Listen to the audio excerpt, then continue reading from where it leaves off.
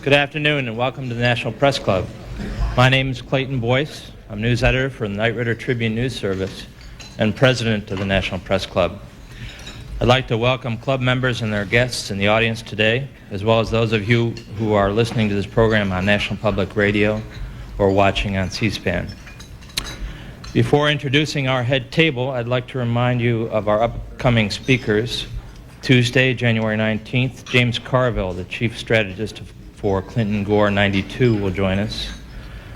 January 22nd, Linda Bloodworth Thomason and Harry Thomason, co-chairs of the Clinton Gore inaugural, will discuss politics in Hollywood.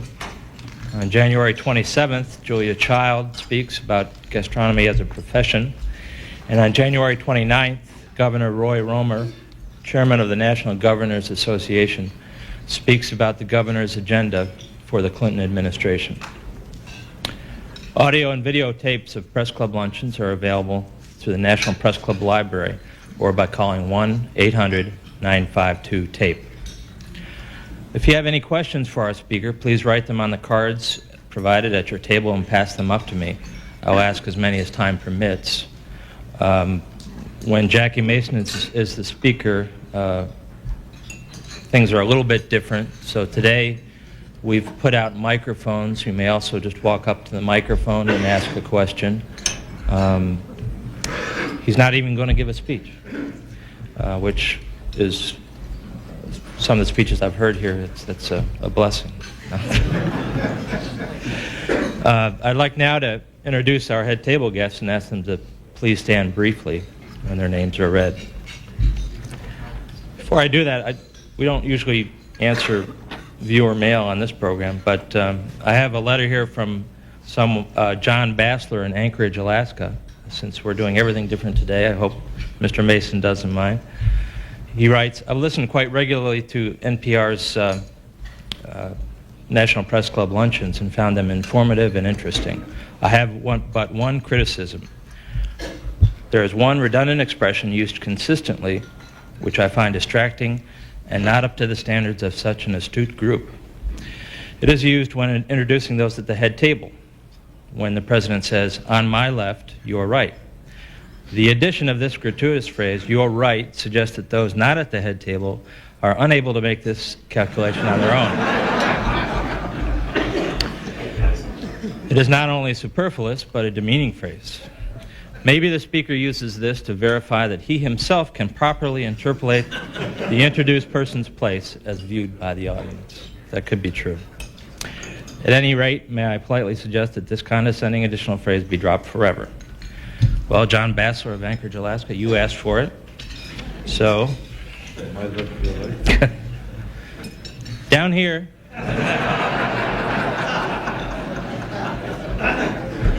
Mike Waldman of Newsday. Lars Eric Nelson, Washington bureau chief of the New York Daily News. There's only one Eric in there. Shannon Taylor, Mr. Mason's guest. Mick Rood of Biotech Daily, King Publishing, and a member of the NPC Board of Governors. Jill Rosenfeld, wife of the Speaker. Jonathan Salant, Newhouse News Service, and chairman of the NPC Speakers Committee. This is his last luncheon as chairman. Kim Mills of the Associated Press. Alan Emery of the Watertown Daily Times. Judy Matthews, Ottawa News Service.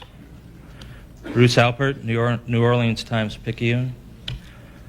Doug Turner, Washington Bureau Chief of the Buffalo News, and the member of the NPC Speakers Committee who arranged today's luncheon.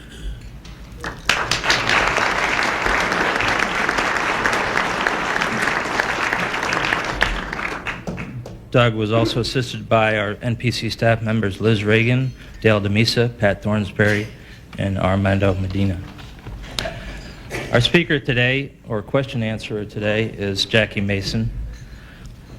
Jackie Mason's three brothers are rabbis. His father was a rabbi. His grandfather was a rabbi. His great-grandfather, his great-great-grandfather, well, I think you get the idea here. So why did Jackie Mason become a comedian? Well, he says somebody in the family had to make a living.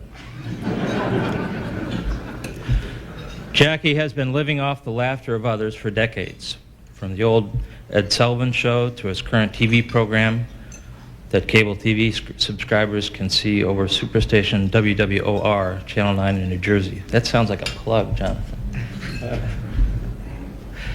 The last show of that series airs January 19th. He's also wowed them on Broadway with The World According to Me and his recent show, Jackie Mason Brand New. Broadway made him a one-man award industry. Those shows won him a Tony Award, Outer Circle Award, and Ace Award. The home box office version of his show won an Emmy Award. The album version was nominated for a Grammy. He skewers everybody and everything. Dan Quayle, airport security, savings and loans, the weather, dating, and of course, Jews and Gentiles. He is the author of an autobiography, Jackie Oy, and starred in the movie Caddyshack 2. He has performed before Queen Elizabeth, has received an honorary degree from the Oxford University Union, and has been honored by the Israeli government for his support during the Persian Gulf War. Born in Wisconsin in 1931, Jackie Mason grew up on the Lower East Side of Manhattan. Like the rest of his family, he also was ordained as a rabbi, but then switched to comedy. Just as well, how many of you would have come today if our speaker was going to deliver a sermon rather than an hour of jokes? That's what I thought. On behalf of the National Press Club, let's welcome our speaker, comedian Jackie Mason.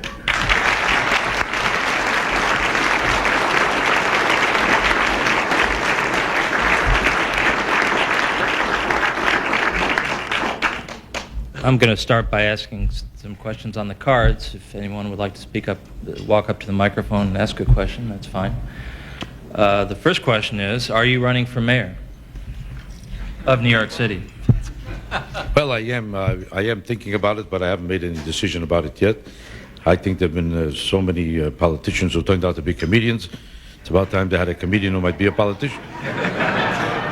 But I didn't really make up my mind yet. I do come from New York. It's hard to tell, but that's where I come from. People can't believe it because from the way I talk, people seem to think I come from Alabama. But I am a New Yorker, and I'm concerned about the city. And I've had a rough, difficult life in New York as a kid, and I appreciate the thought of becoming a hit and making some degree of success in New York. You know, my father was a big businessman. Unfortunately, he was ruined in the crash. Some big stockbroker jumped out of a window and fell on his pushcart.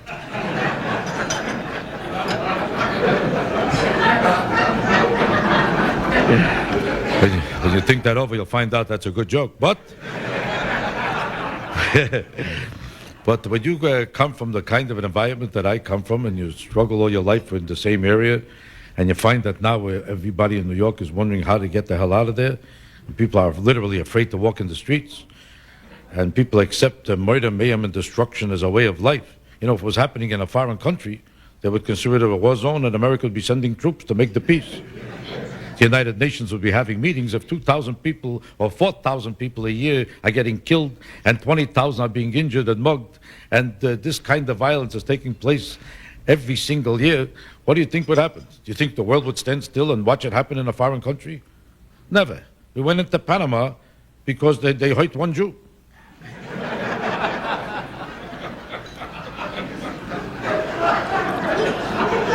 And we found out he was selling drugs like it was news to everybody. We were his partner. We were his partner for 30 years. We supplied him with all the cash. Then he sold the drugs. Ha-ha, the nerve to sell drugs. We paid for it every day. He was Bush's partner. He was everybody's partner at the government. Now, I'm not getting paid for this show. I can tell the truth.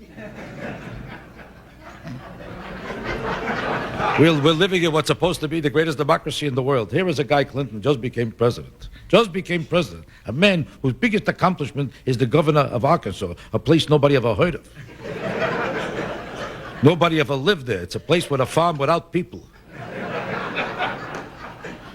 He says employment went up. If 2 people get a job, employment went up.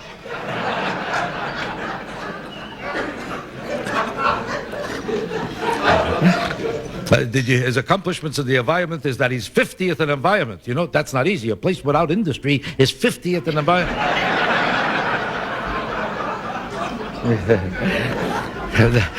This is called a democracy. Here's a man who accomplished nothing in his life as being inaugurated president, and I'm a man who accomplished everything, and I'm working for nothing. I'm talking at a lunch for people who never heard of me, don't care that I showed up. Do you understand this? This country doesn't make sense. He was supposed to be an agent of change, all the change that he was supposed to accomplish. He got 13 lawyers, all millionaires, who made a living from the system by not changing anything. If God forbid something changes, they're wiped out. So are they going to be the agents of change? Bullshit.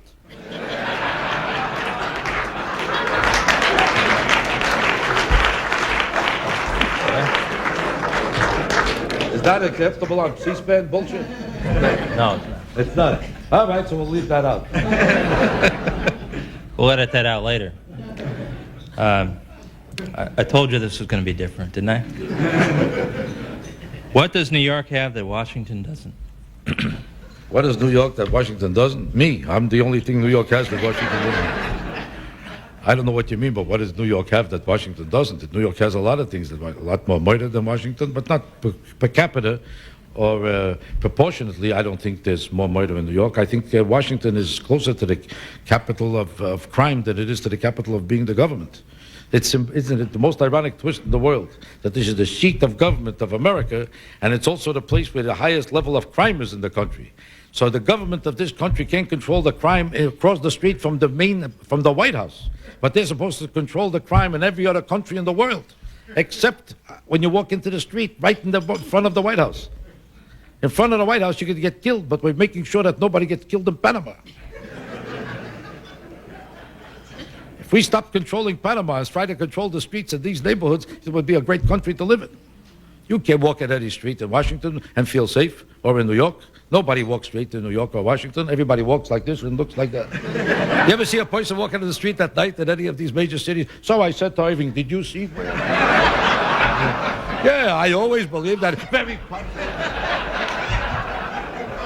sure, we have to look. And this is considered the greatest democracy in the world. And we have an attorney general who hired 2 Peruvians, illegal immigrants, to work for her all her life in the house so she shouldn't have to pay $10 an hour. Peruvians work for $9.50. So to save $0.50 an hour, she hired illegal immigrants to work for her, and she's your new attorney general, and this is the agents of change.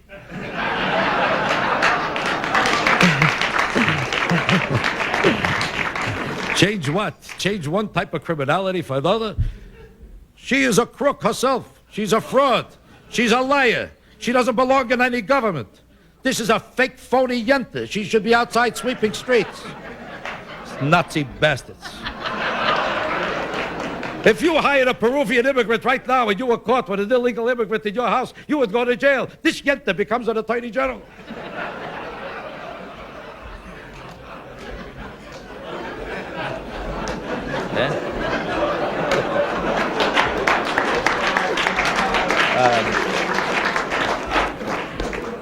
Didn't you support Rudy Giuliani for mayor last time?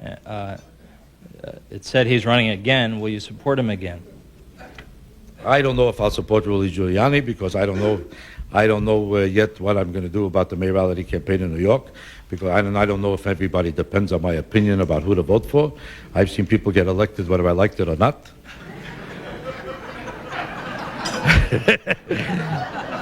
I wouldn't hire a Peruvian for attorney general, but Clinton didn't ask my opinion. But the point is, Rudy Giuliani. I wanted him for mayor of the city of New York because I was at that time against Koch.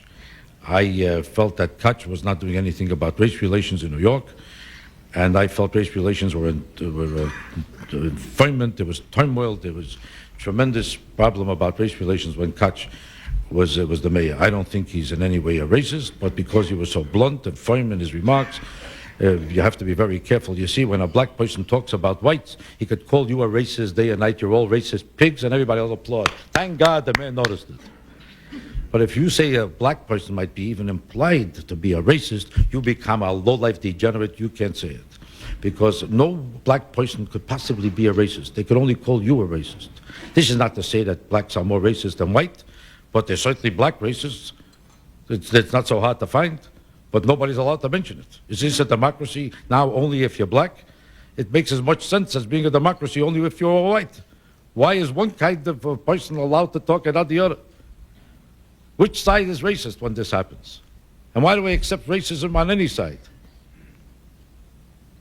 Go ahead. I see you got no answer to this question either, but let me tell you about Rudy Giuliani. I'm almost finished. Rudy Giuliani, I wanted for him because I felt he's a great crime fighter, and I felt the greatest problem in New York is the degree of violence that takes place on the streets of New York. And I felt we need a great crime fighter. And the greatest crime fighter, in my opinion, who ever lived is Rudy Giuliani. The greatest. He puts people in jail whether they're guilty or not.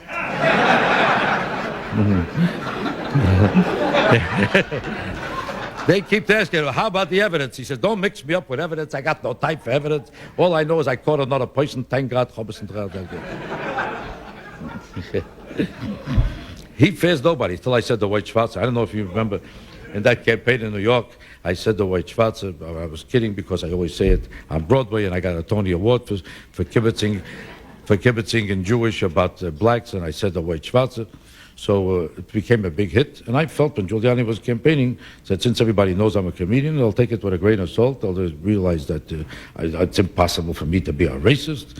So they'd know that I'm kidding. So I said to White Schwarzer when I was referring to Dinkins, and it became a cause celeb. All of a sudden, I sounded like a Nazi to every Jew, and it's ironic. The blacks in New York, African Americans, what's their name now? Now it's African American.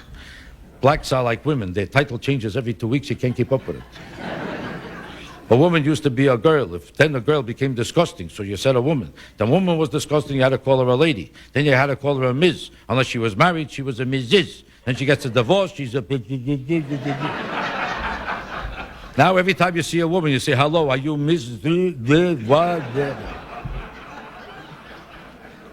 And it's the same problem with the blacks. People are so fearful of what to say to a black person. Years ago, I remember it was disgusting when they called them a nigger. Nigger was a disgusting word, so you said Negro. That had class. Then Negro became disgusting, so you called them black. Black became wiped out. Now it's African American. Now you have to buy a paper every day to find out what's his title now. I don't know. While I'm saying African American, it might become something else. It might be called a Schwarzer Jew. I don't know. So now every time I meet a black person, I say, hello, what's your name? I don't know. Do me a favor, I could call not a woman, and between the two, you make up a title you both agree on. Even Gentiles, Goyim have no titles. Do you know if a Goy is not a plain Goy? If you're talking to a Gentile, you have to know where he comes from. Every Gentile has countries. As soon as you say hello, I'm half English, I'm a part Spanish, I'm from my French, I'm part German, I'm another part. They come in 37 parts. You need a map. You need a map when you're talking to a Gentile. Are you half English? No, I'm a Scotch. I'm a fifth. I'm a fourth. I said, are you a Goy or not? That's all I want to know.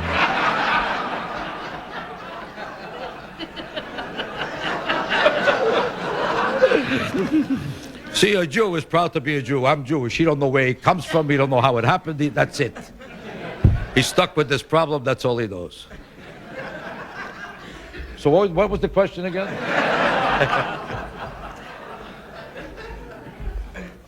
Did you know this is my first lunch as club president? Is that right? Yeah. You're not doing such a good job, I'll be honest.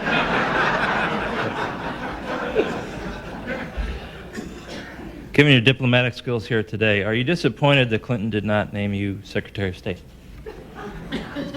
Is that a joke?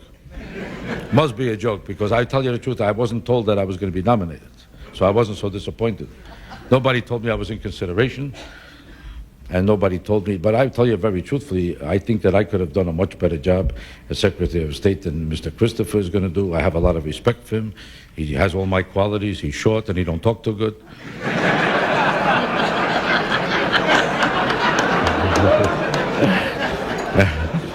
And he looks a little tzahagat. He hasn't got...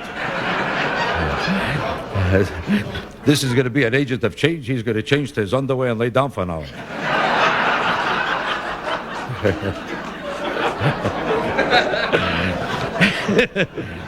I don't expect too many fantastic changes from Clinton any more than I expect a new world order from Bush. The biggest fraud in America is the new world order from Bush. You know, I don't like to talk about people. It's not my nature.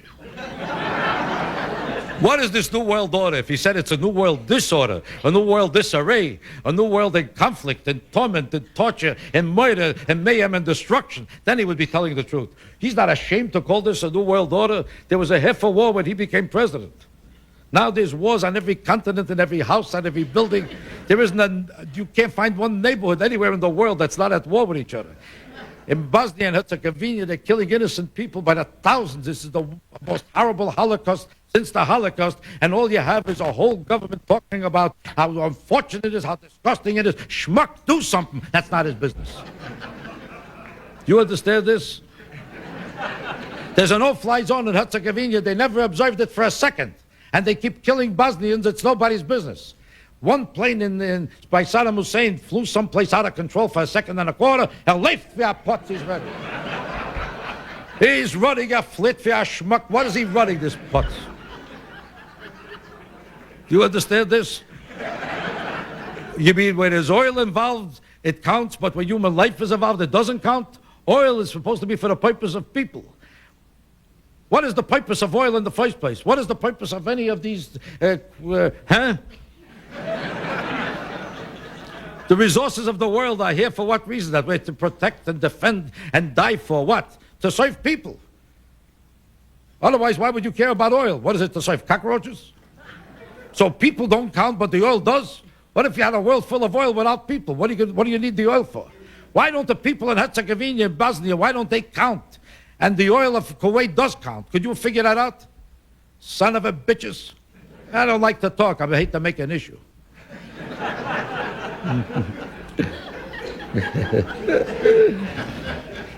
It's supposed to be a democracy, but if anybody tells the truth, everybody is shocked. They has the nerve to tell anybody. This is supposed to be a democracy. Why do you look shocked when I tell you this? And why don't you people write this in the paper? You're supposed to be newspapermen. Doesn't this bother you? Rationalizations and excuses of any kind about why we can't defend the people in Bosnia is a fraud and a chicanery and a manipulation of any kind of human decency that ever existed on this earth. Anybody who doesn't send people right now to save the lives of the people of Bosnia is a filthy pig, and nobody has a right to call himself concerned about humanity, democracy, when they start rationalizing excuses about not saving those people. The power of France and Germany and America, which could fly right into Kuwait to save that broken down dictatorship of Kuwait, and doesn't tell me that human life is going to become a problem, is all of a sudden a problem over there where we could stop it in 5 minutes if we wanted to. Son of a bitches.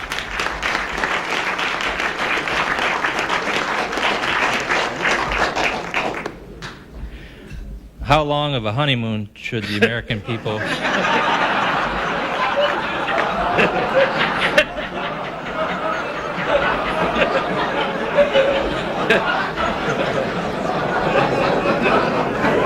or will they give Bill Clinton? How long of a honeymoon will they give Bill Clinton? I think he should have deserved as much of a honeymoon as he gave the people of Haiti. Did you hear what he just did to the people of Haiti? How come they don't deserve a honeymoon and he does? He said if he becomes the president, the first thing he's going to do is let the people of Haiti come to this country, because he said there's nothing more disgusting than what Bush did to the people of Haiti. To turn people back on boats who are fleeing from starvation and oppression of the worst kind from a vicious dictatorship in Haiti, that they should be turned away on a boat is the most disgusting thing in the world to him. That's what he said when he was running for office. Nothing changed in Haiti since then. They're suffering the same fate and the same deaths coming from Haiti as they did before. Why suddenly did he announce yesterday that people should be turned back? And he's doing it for humanitarian causes. For humanitarian reasons, he wants to kill every Haitian who wants to come to this country. They should either die in Haiti or go back on the boat, or don't build the boat, because if you're dying, that's not my business, because it's dangerous to go on a boat from Haiti. He said, do you know how many people died on the boats coming from Haiti? You know how dangerous it is to be on a boat coming from Haiti? If you weren't going to probably die in Haiti, you wouldn't have been on that boat in the first place, would you? Do you see people in Miami Beach, rich Jews, going on a boat flying from Haiti? The people around that boat are probably going to get killed or starve to death. That's why they're on those boats. There's no jobs, there's no work, there's no social security, health care, there's nothing. There's no unemployment insurance. People are dying, literally, from starvation in Haiti. That's why he said he was a great humanitarian to let them come in here. Now he says for humanitarian reasons, he announced yesterday, he can't allow them to come in on a boat because it's dangerous to be on that boat. If you come on that boat, you're liable to sink. And if you got a good boat, you're liable to reach this place. Either way, we can't allow it. Because whether you live or die that way, wrong. You have to die in Haiti for humanitarian reasons. Now, what changed?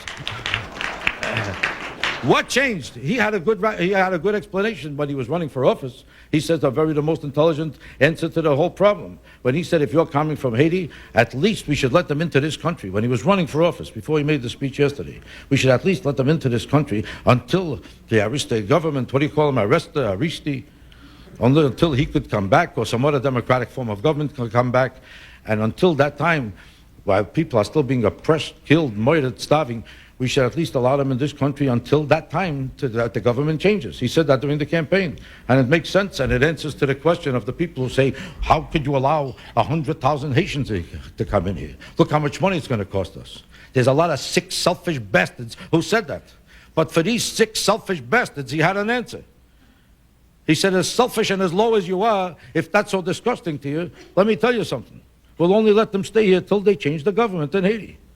How much could it cost you? We have enough money for an SNL program to bail out every billionaire thief this country ever had in the hundreds of billions of dollars, but we don't have $300 for a poor, pathetic soul who's about to die in Haiti to give him a bowl of soup.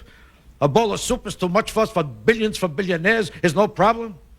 We can't afford it. This country doesn't have it until at least the government changes in Haiti, or we can effectuate a change in that government. Is this country so poverty-stricken that we can't afford it? I'm going to stay until I get an answer to this question.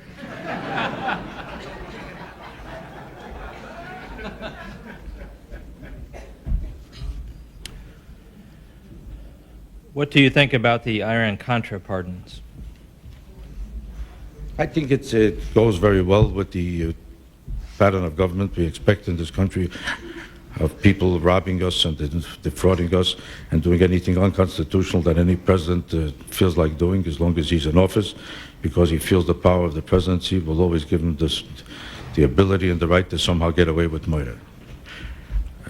They say that Roosevelt didn't even have a clear constitutional right to do what he did with reference to Pearl Harbor. Johnson didn't have any clear constitutional right with the Gulf of Tonkin resolution. There was no clear definition of constitutional rights in the way we conducted the whole war in Vietnam. Nobody ever voted for it on a constitutional basis. So we jumped into Panama. Nobody knows why, how, or what right we have to do it. We had Bush claimed that's not a war. When you kill people and you don't announce a war, they didn't die. A few thousand people died in Panama. It wasn't a war. Does Bush have a right to claim it wasn't a war? Huh?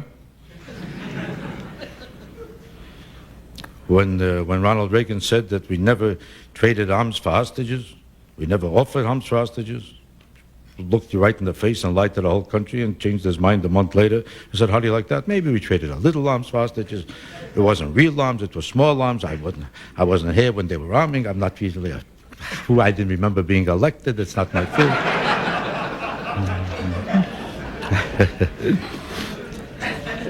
And now we have Bush pulling the greatest fraud of all time when he decided that, what's his name, Weingarten? Weinberg. He pardoned Weinberg, and Weinberg said, the reason they pardoned me is that I didn't do nothing wrong. They wanted me to go tell the truth about Bush. The nerve, these Nazi bastards. And they have the right to call this an investigation? That's not an investigation, that's catching people. I don't mind they make an investigation, but they catch me in the middle of an investigation? And what right do they have to spend so much money on an investigation and spend so many years on an investigation? You know why? Because people like him and all the others didn't want to answer any questions. So when people don't ask you questions, you have to keep searching. When you keep searching and looking, it takes people. And people have to get paid, so it costs money to catch him. Then when they caught him, he said, to waste all this money just to catch me? These Nazi bastards. That's why Dole says now we have to put a stop to this investigation. It's a mockery, it's a fraud. It certainly is a mockery and a fraud, because if you could catch them and then when they get caught, instead of going to jail, they get pardoned, then what is the purpose of the investigation? To catch a crook. If you're going to do nothing about it after you caught him, the purpose of the investigation doesn't exist anymore. That's why he has a right to claim now that the whole system stinks. You know why? Because he and the rest of the thieves are going to get away with it anyway. That's it.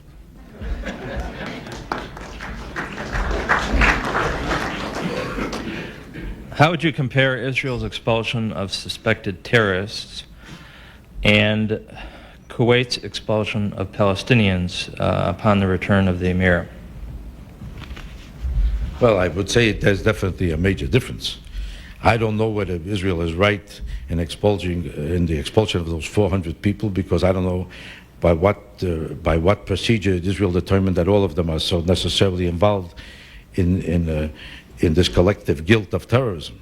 I don't know how many of them are real terrorists, how many were suspected, what trials did they have, how do you know how substantial it is that the investigations were made, on what basis the judgments were concluded or completed. So I don't know how much I could justify the expulsion of the whole 400 of them. To compare it you're comparing this with what? Expulsion of Palestinians from Kuwait. The expulsion of Palestinians from Kuwait was never even noticed or didn't even involve any concern or curiosity or interest from the press of the world. I hate to attack the press here, because I assume that most of you have something to do with the press. But could you understand this? Why literally hundreds of thousands of Palestinians who lived in Kuwait all their lives were expelled like dirt and garbage and destroyed. You saw it on television. The evidence of this was there every day, and the press never made a particular issue out of it. The press of the world didn't make an issue out of it. It was Saddam Hussein decided to throw them out, to declare war against Kuwait, right? Kuwait didn't fight that war. We fought the war. The emir and all the people from Kuwait who lived in Kuwait decided not to fight for Kuwait.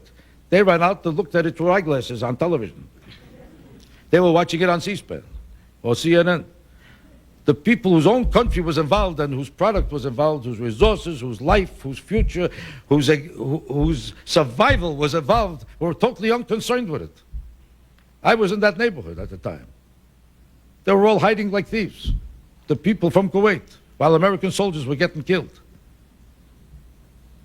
Then as soon as they came back, they threw out all the Palestinians like they were garbage, like you throw out dirt into a garbage can. They meant nothing to them. People who had established their lives there for hundreds of years. They never committed any atrocities against Kuwait. Some did. Some were complicitous with Saddam Hussein. But most of them didn't face any trials. They didn't care about trying people on an individual basis. They just collectively destroyed them and threw them out and killed them in the streets. There was practically a genocide against Palestinians. If they were left over there, their lives weren't worth a nickel as soon as a guy from Kuwait took a look at them, as soon as they could be identified. Every one of them's lives were in danger, in trouble, either of living there or being thrown out of there or getting killed there. That was their fate if they were Palestinians. And the press of the world said, how do you like that? That's life. That's how it goes. If you take chances, you can get killed. Nobody cared about hundreds of thousands of Palestinians getting killed in Kuwait. And here are real terrorists who are killing soldiers in Israel every day, bombing every day. There's terrorist activities going on every day against Israel.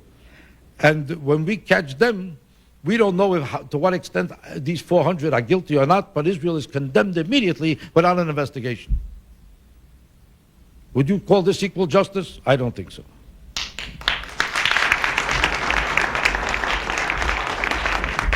Do you have any observations regarding political differences between Jews and Gentiles?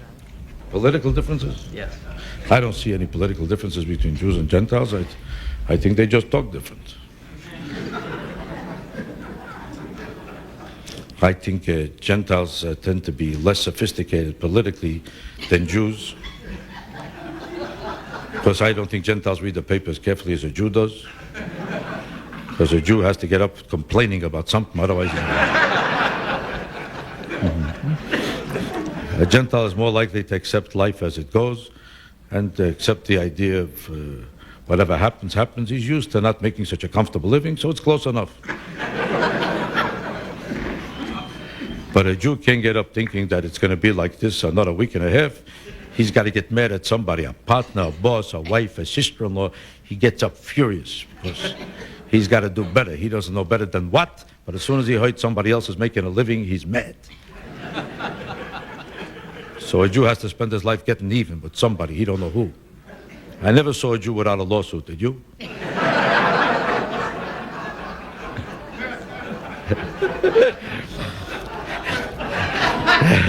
As soon as you own anything, he convinces himself you stole it off him. And if not for him, you never would have made a living, and I'm your partner, you rat bastard. That's a slight exaggeration. I don't know if you noticed that.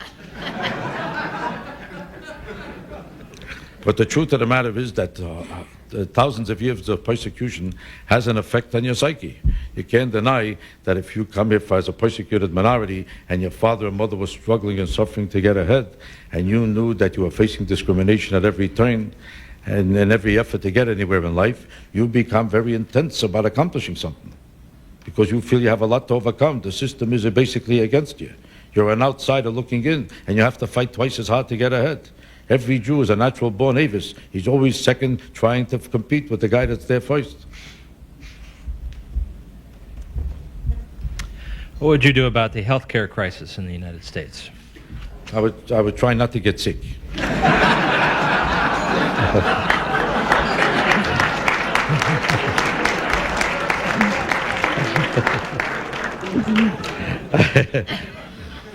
To me, the most preposterous story of the world, if somebody said to you, try to think of this, if somebody said to you, a country like Israel, whose only worth $1.25 and depends on charity donations from all over the world to even go to work in the morning, could afford a healthcare system.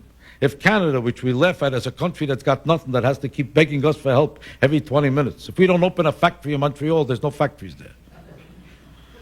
Half of the country is trying to separate because they're talking French and everybody talking English is mad at every Frenchman. They can't even paint the sign without a fight. The whole country is in turmoil. The president is now, what's his name? The Gentile? What's his name? Mulroney. Mulroney is down to 7% popularity. They forgot he's even got the job. The whole country is off tsaras. They can't afford anything. If you want to buy a shirt, 12 people have to chip in to make a deal. They can't make a deal. But they can afford health care, but we can't. Switzerland can afford health care. Every place in the world, every democracy on earth can somehow afford health care. We're the only country that can't. We got hundreds of billions of dollars for everything to buy. And every Jew has a Mercedes. Every Gentile has at least a Chevrolet, right?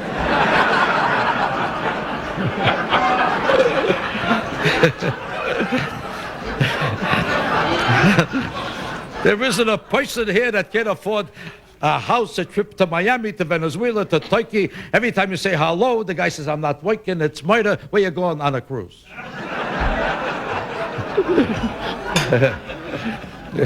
Everybody has enough money for everything in this country, but we can't afford it. If a person catches a cold, it's wiped out. There's nobody here with enough money for an insurance program for health care. And there's nobody who can afford to make sure that the people in the United States stay healthy when they can afford it in every other country in the world. We can afford all of a sudden if tomorrow we feel like bombing Eurasia. But we find out Saddam Hussein, the biggest schmuck war of all time is the whole situation with Saddam Hussein. I don't mean to change the subject. But listen to this. Why did Bush get mad about Saddam Hussein? Why? Because he said if you don't stop him now, he could wipe out the whole world. This is another Hitler. He compared him to Hitler in 4 different speeches. He said this guy could wipe out the whole world if you let him stay there. It's not just Kuwait. We have to wipe out this man because let's assume he gives us back Kuwait. And if he's still there, how do you know he won't try to wipe out the whole world a month from now? He had such clarity of purpose that it was impossible to imagine that this man was a total schmuck. All of a sudden, for this reason, because he could be the next Adolf Hitler, we attacked him. And as soon as we found out that we might actually hurt him, we quit. Because we said if we actually hurt him to the extent that we catch him or wipe him out, who knows what could happen next? Who knows what could happen next? There could be a whole revolution in Iraq, and Iraq could get involved with Iran, and between the Kurds and the Khalayas, there will be a whole big simmers, and there'll be a fight, an argument. Who knows? There'll be turmoil, problems, torture. We cannot wipe out Saddam Hussein. It would be the dumbest thing we ever did. Why was it the smartest thing before the war and the dumbest thing when it was time to catch him? If I'm chasing you, as soon as I'm about to catch you, I quit. Why? Because if I catch you, it'll be a murderous problem. So what am I chasing you for, schmuck?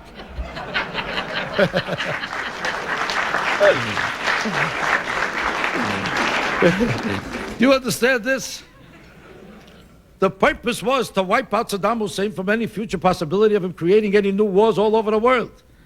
So we bombed out every hospital, which we claimed was a war zone, a munitions factory. We found out now they were not munitions factory. It turns out to be hospitals. At that time, we said they look like hospitals, but they're factories. After we bombed them out, they were hospitals, but they looked like factories.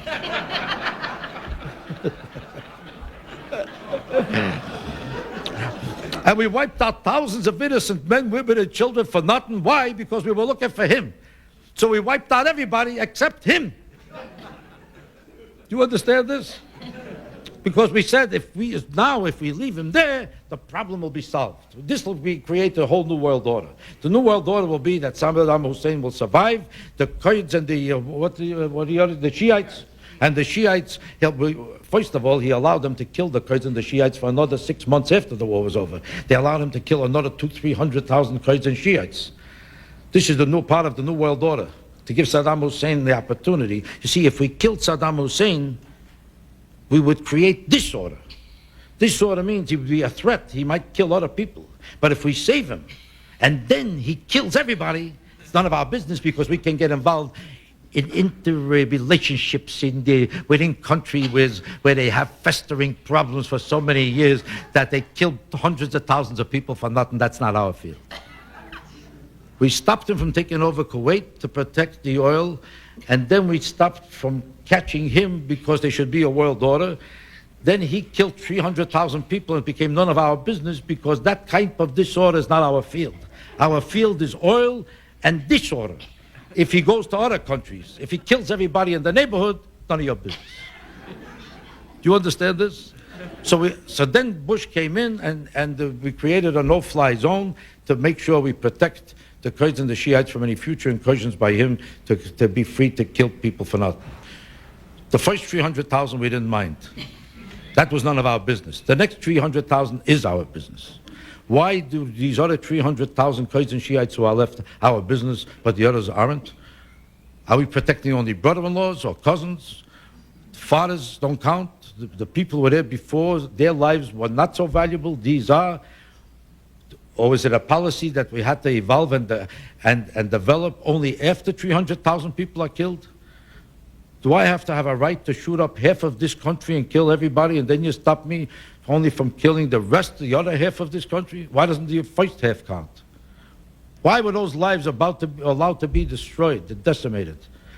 Where was Bush, and why did he justify himself for not being involved? And for not being involved because this is inter-party politics within the country, which is none of our business because it goes back so many ages, and that was his excuse. Then what is our excuse for protecting the rest of them? They're part of the same excuse for not protecting the first 300,000. When did it change? What changed? Huh? So now we have Saddam Hussein still there, and now we say we still can't wipe him out, because if we, God forbid, we wiped him out, it would be a big problem. To wipe him out would be the biggest problem in the world. So we have to keep him there to make sure he doesn't cause trouble. So every week he causes trouble, and every week we figure out how to keep bombing him so it shouldn't be a problem. So this problem will go out with bombing and killings without an answer or a solution, and nobody knows now what to do about a problem that was supposed to have been solved when he knew exactly what to do when it all started. The exact thing to do when it started is to wipe him out because he shouldn't be another Hitler. Now we found out that the best idea is to make sure he's there so there shouldn't be a problem. So if that's the reason, why should we have attacked him in the first place? I don't know. How would you solve the deficit problem? By raising more money. Is there something I said, mister?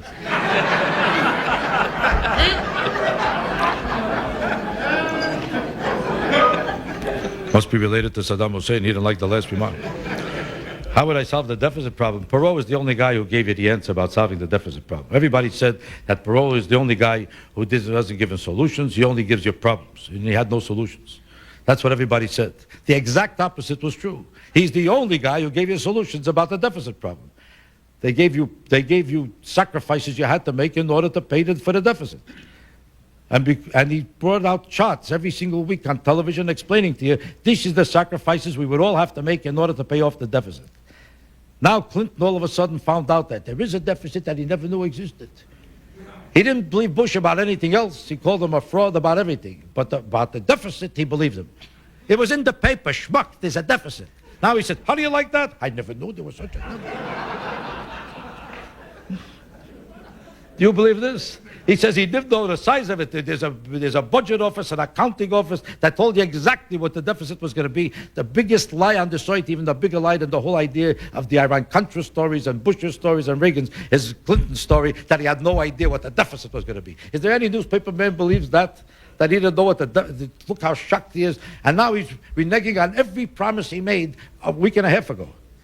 He kept attacking Bush about read my lips, no new taxes. He had said in one of the debates, he said, the thing he had no right to say in that debate was read my lips, no new taxes. Because if he wasn't positive, if he didn't make a research program out of being definitive and conclusive that it's impossible for him to raise taxes, he had no business to saying it. Whether he meant to lie or not, you have no right to say something you can't be positive of in the times of the future. If you can't swear for it, don't promise it. This man promised a middle-class income tax cut, didn't he? He said it just as definitively, as conclusively as Bush did. He didn't use the words read my lips, but he wanted you to read his lips because he based his whole campaign on one of the most prime premises of that whole campaign was the whole idea of a middle-class tax cut. That was his way of appealing to the middle class of America. That was his version of the Ronald Reagan, get the government off your backs of the middle class routine.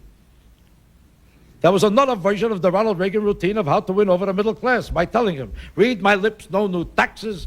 And before that, Reagan said, get the backs off the middle class of America. Clinton's gimmick was the middle class taxes should be cut immediately. And there's no excuse for middle class people paying this much taxes.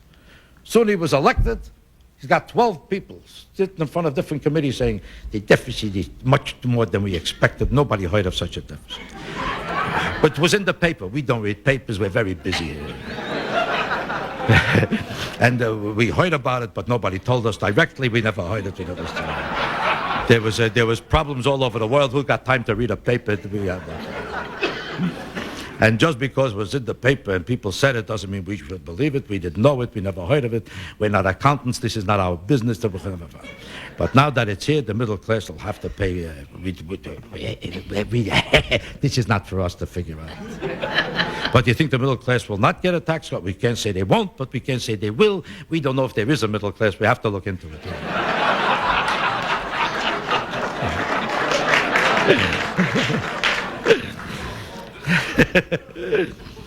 So now everybody is saying that Clinton was trying to tell you the truth, but Perot was the phony.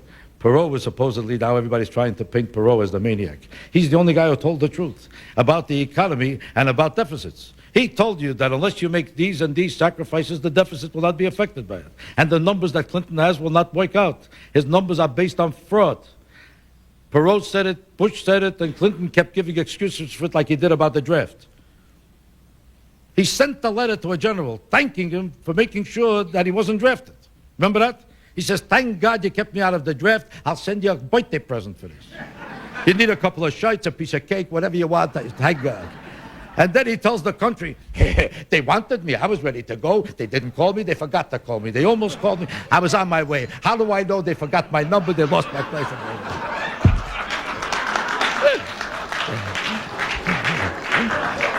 That made as much sense as they forgot to inhale that routine. You remember the routine about forgot to inhale? Would you put a pastrami sandwich in your mouth if you didn't want to swallow it?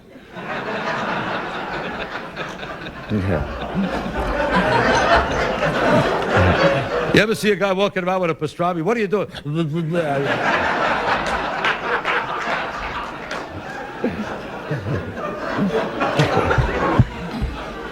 The man is a phony, let's be honest. And I say this in honor of his inauguration.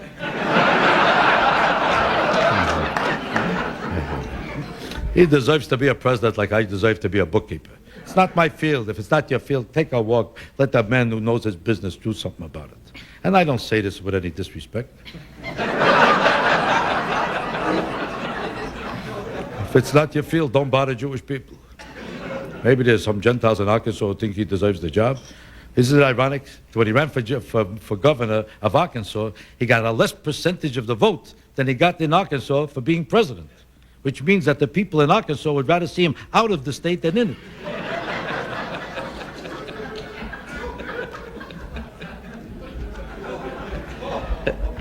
Who do you think Ronald Reagan really voted for, Bush or Clinton? I read that story that he supposedly voted for Clinton. I don't believe it because I don't think he knew who he was voting for.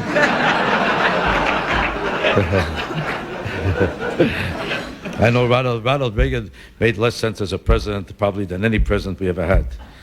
If you had to study, if a guy came to you with qualifications for the president, first thing they said about Clinton when they were screaming against him becoming president is, what does he know about foreign policy? If you're a governor from Arkansas, are you involved in foreign policy? It's a very credible question. Why couldn't they ask the same question about Ronald Reagan? The Republicans, who were the proudest people of Ronald Reagan's foreign policy, I'm not ashamed to say this about Clinton, when they put a man in office whose greatest accomplishments are foreign policy, who broke down the Berlin Wall, who put an end to communism, whose foreign policy genius outstripped and outmaneuvered all the foreign policy intellectuals of our country. People like George Kennan, all the foreign policy geniuses like Kissinger, they were all involved in a big hassle and a battle with Reagan on foreign policy issues with reference to Russia the whole time of his presidency. And this man who knew nothing about foreign policy was right about nothing but foreign policy. And the reason he was the world's turkey as a president in terms of domestic policy, he created all kinds of thievery in this country under the name of deregulation. There's no bigger fraud on this earth than the words deregulation. Would you observe deregulation in your own life? What is regulation? Regulation is to make sure people don't rob you who don't deserve it. That's why you have regulations. Don't you have it in your own life? When you have an accountant, don't you make sure that you look it over to make sure he's honest? Is that regulation? Do you have a red light on the corner? Isn't that regulation? Do you have a lock on your door? Is that regulation? Do you have a lawyer when you sign a contract? Is that regulation? You don't live your life without regulation.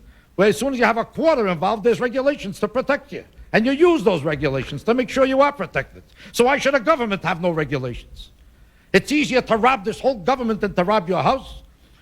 And when they rob this whole government, aren't they robbing you? So why should your door be protected, but your business with the government should not be protected? Why? Huh?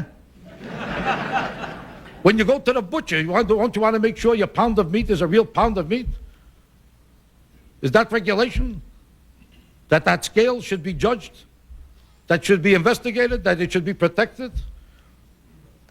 So what if it's on a national level? Then all of a sudden it doesn't count? Because should everybody put anything in a container that they please and sell it to you under any name they want and defraud you on any level they please, like the SNLs and the HUD scandals and all the other scandals that should never be regulated? Is everybody dishonest except them?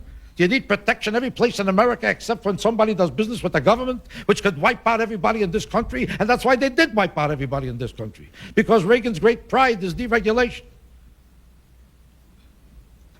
Go ahead. What's your next question?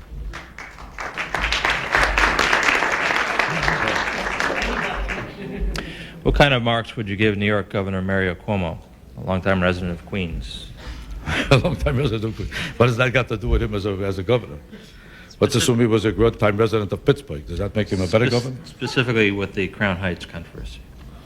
Well, I do know that Mario Cuomo has a vested interest in being a Democrat, and politics is the Bible of politicians, and staying in office is their main ambition in life. And it's hard to find any politician who's going to be honest when it somehow is in conflict with any possibilities of his own political future.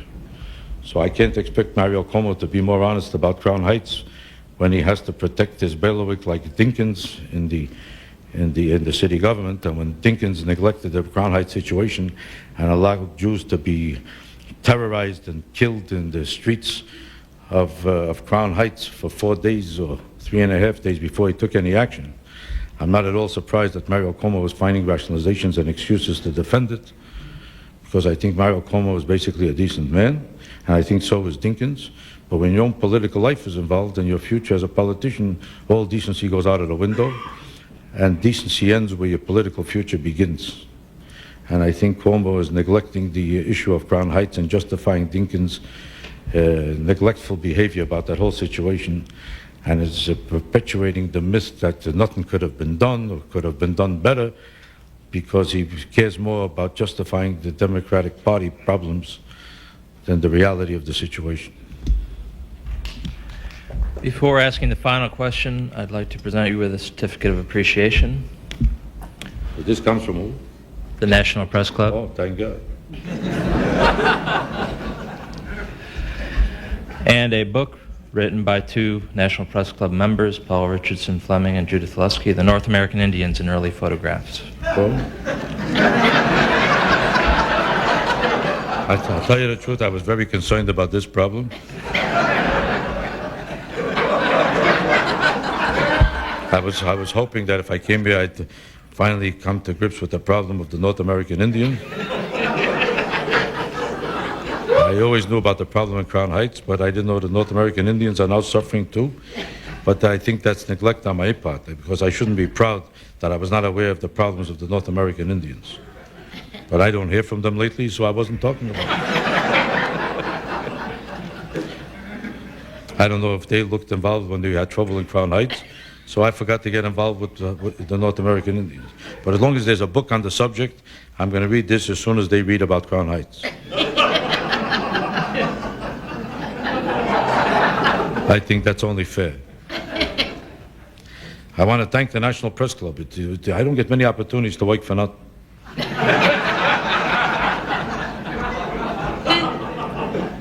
And I cherish this opportunity, because working for nothing is an ambition I've had all my life. And I say that in all sincerity, because you have to be successful to be able to afford to work for nothing. So every time I work for nothing, it reminds me of how successful I am. I hope you don't ask me to do this again. I've been successful enough.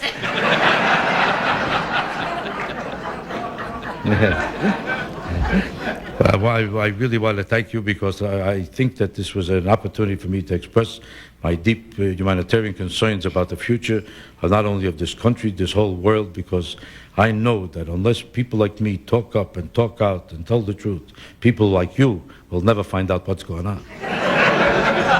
God bless you.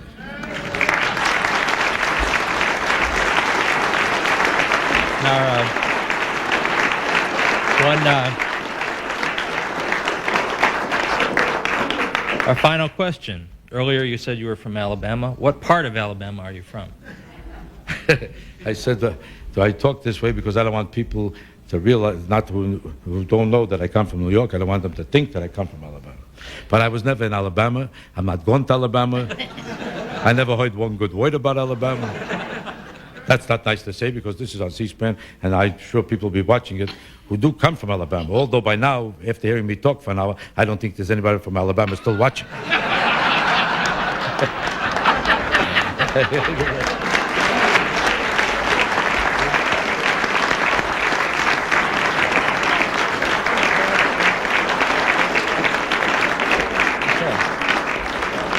I'd like to say goodbye to my aunt and uncle in Alabama. Thank you.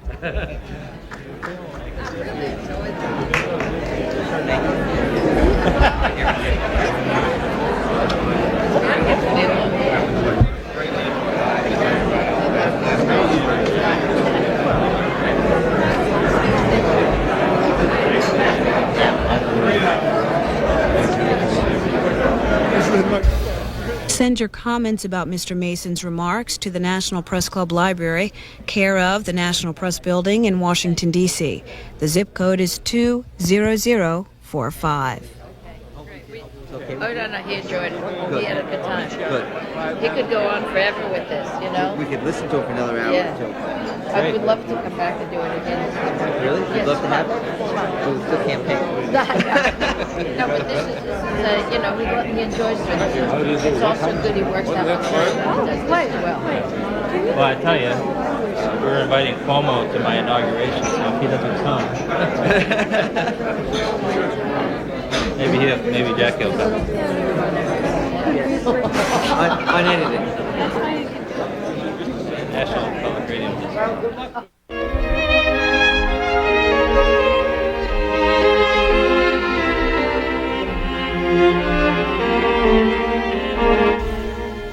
From Washington, D.C., this is C-SPAN 2, a cable satellite public affairs network. Here's our latest schedule update. Coming next, a speech on the Middle East peace process by Israel's new ambassador to the United States. Following that, at 2:45 a.m. Eastern Time, it's coverage of a congressional hearing on how to rebuild and reinvest in America's roads, bridges, and highways. And at 7:40 a.m. Eastern Time, it's the Senate confirmation hearing for Education Secretary nominee Richard Riley. That's our latest C-SPAN 2 schedule update.